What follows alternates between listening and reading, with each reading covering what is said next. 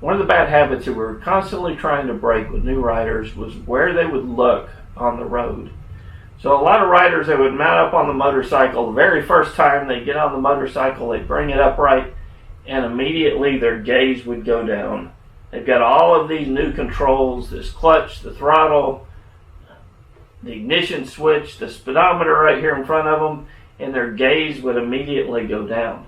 So I can't tell you how many times teaching a new rider class that they've heard me say, hey, keep your head and eyes up, look across the parking lot, look down range, those kind of things, because we're trying to break that habit very early on. A lot of riders continue that bad habit to their riding on the street, in that they're riding in a bubble. They're only looking so far out from the motorcycle. They're not looking far enough down the road. They're not keeping their head and eyes moving, knowing where to look when they ride a motorcycle. So I thought we'd address this important topic this week on MCrider to help you break that habit, if you've got it, of looking down, get you looking far enough down the road so that you can see what's coming, so that you can avoid an obstacle easily without having to react to it at the last second.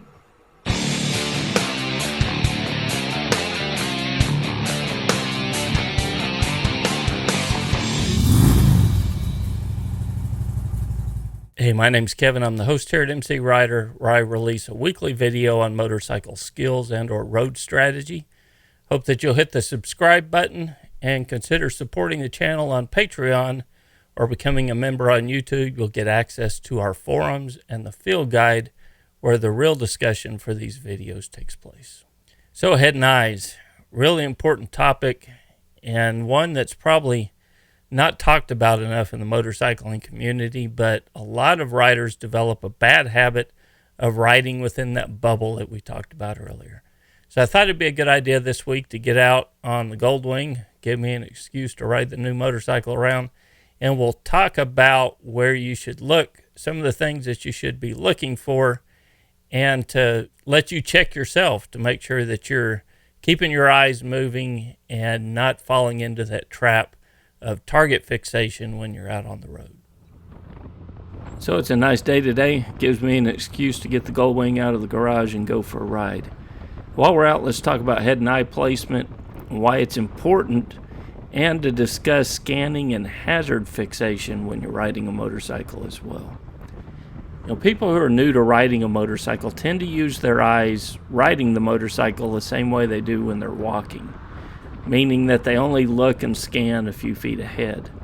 Walking down the sidewalk or even riding a bicycle, this is usually not a problem if you're only aware of things that are within 20 or 30 feet of you, because you know that you'll usually have time to react to anything that comes within that boundary. On a motorcycle, though, it's a whole different story. At 30 miles per hour, you're traveling at 44 feet per second. Get out on the highway at 70 miles per hour and you're going 102 feet per second. That means if you do spot a pothole on the highway and it's 102 feet out, you've only got 1 second to prepare for it. That's one of the reasons why it's important to look down the road and to scan ahead, because it's always better to make adjustments to your lane position than to have to react at the last second to avoid a crash. Another added benefit of looking ahead is that it reduces the sense of speed on a motorcycle. So what happens when you look down at the road when you're driving or riding?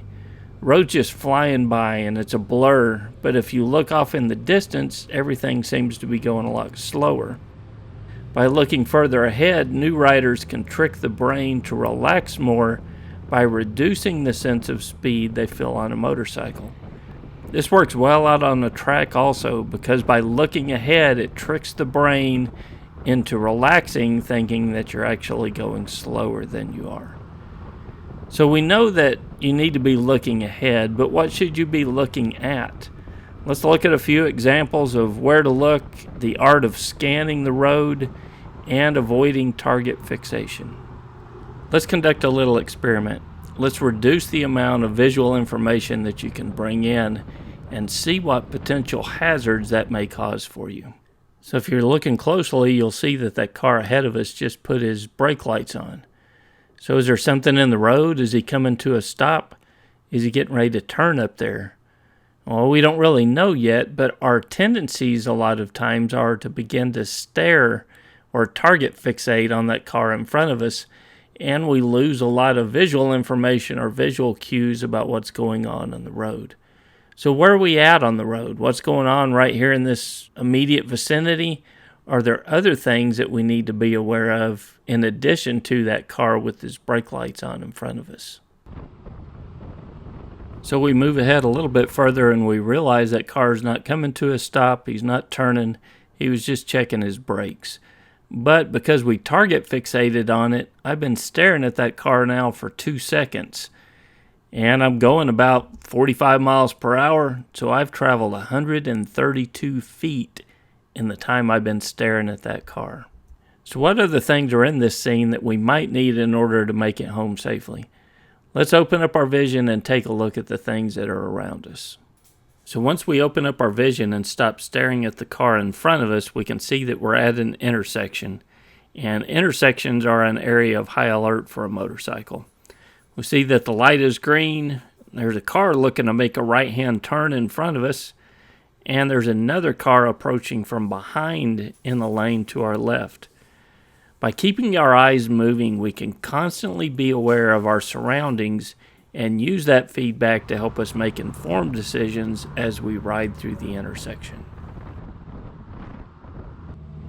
If you're keeping your eyes moving and you're aware of what's going on around you, it can help you predict what cars may do that may have an impact on you. Here you can see the car ahead puts their brakes on, making a right-hand turn. That causes the car behind them to drift over into my lane, and they could have come all the way over, but because I was prepared for it, I was able to get on the brakes and avoid what could have been a bad situation. So you can see why keeping your head and eyes up and keeping your eyes moving is going to help you see a lot of obstacles in the road and potentially drivers on their cell phone from impacting you as you drive down the road. So keep those head and eyes up, keep those eyes moving, take in all that information that you can when you're out on the street.